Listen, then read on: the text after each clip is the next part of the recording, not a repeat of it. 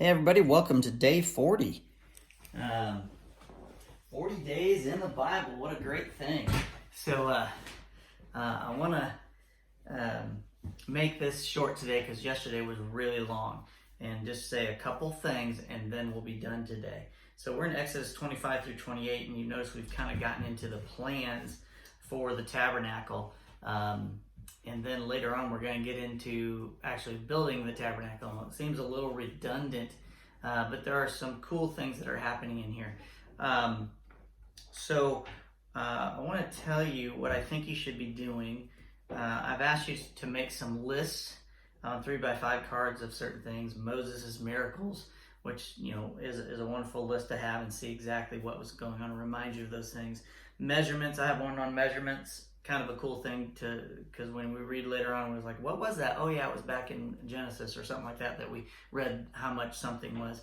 The description of God, his attributes, those are good things to have because it doesn't happen a lot, but it's nice to see the description of someone like Moses who actually saw God. And books, write down the names of books, the Book of the Kings, the Book of the Covenant. Right now we just have the Book of the Covenant. We'll get to those other books here pretty soon. Witchcraft, mediums, and psychics, that's one.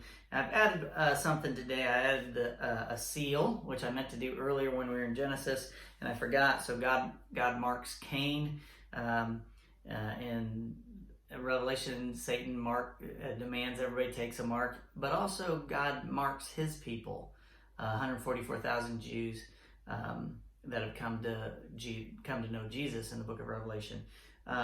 But also in this reading, I'm not going to read it, Aaron is kind of marked. He is given a medallion put on his turban that says, "Holy to the Lord." So that's something that's very important. But I've also made another list, and you say, wow, there's a lot of lists. Well, you're not going to have an infinite amount of lists, so this will die down. But this is to help you make some connections to some things where you're not going, okay, I think I remember that. I don't remember where it was, and I don't remember exactly what it said. It's nice to have this as a reference, and it's a good thing. So, and you'll have it forever. I made another list about colors. You have the colors that are in the tabernacle, and it's listed there, and I didn't make a reference to all of them, and I'm not going to read them. But they're all kind of the same thing. But here's the point about the colors, and then I'm going to read this one last thing. The colors in the tabernacle are not like holy necessarily. They are it's like royalty, or it's set apart different. Think about this. They're wearing robes and stuff made out of goat's hair and sheep's wool and stuff. So think about those colors. They're not red, and they're not strange colors. Joseph had a special coat made, and it took a lot to make that. It was a very special coat, and it made his brothers jealous. So colors were very rare. So God's saying, you got to put these special colors in, and the colors are really blue, scarlet. Let me just read one of them. Let's see, colors. 26:1, it starts off right away saying, make the tabernacle from 10 curtains of finely woven linen. Decorate the curtains with blue, purple, and scarlet thread. Blue, purple, and scarlet. We get gold, silver, and bronze for the bases and the lampstands and stuff. But those colors are set apart. There's something special about them. Here's why I think you should write these down. You have the colors of the horses of the four horsemen in the Apocalypse, in the first four seals of God, of Revelation.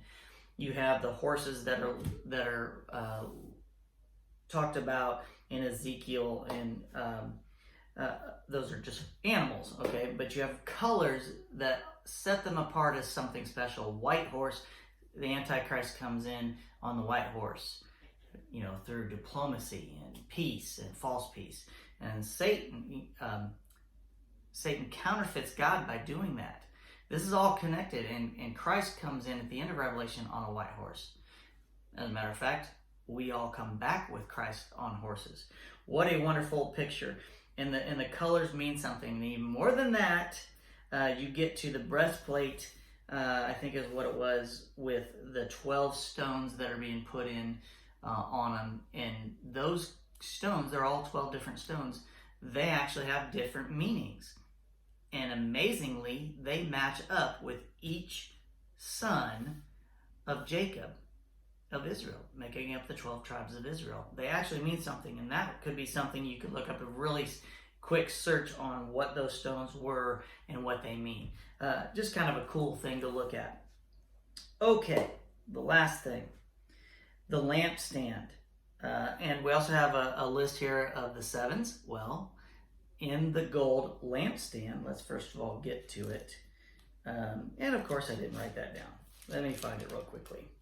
Oh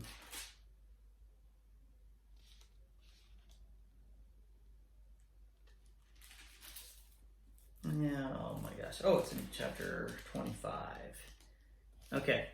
Chapter 25, verse 31, 32. Make a lampstand of pure hammered gold. Make the entire lampstand and its decorations of one piece. One piece. The base, center, stem, lamp cups, buds, and petals.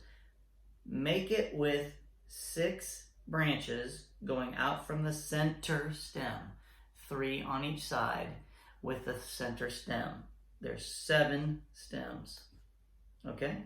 Again, I said make a list with 7. Here we have an example of 7. Just do it. Okay? So, why is it special? Let's talk about it just briefly. Revelation 1:12, among many others, okay? 1:12, now I'll maybe do another one. When I turned to see who was speaking to me, I saw 7 gold lampstands. And standing in the middle of the lampstands was someone like the Son of Man. He was wearing a long robe with a gold sash across his chest. Colors, very important.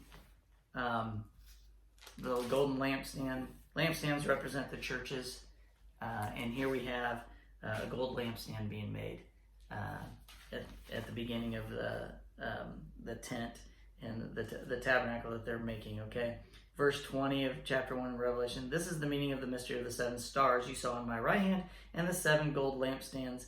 The 7 stars are the angels, again 7s. The angels of the 7 churches, and the 7 lampstands are the 7 churches. So there's 7 churches listed in the book of Revelation, the first 3 chapters.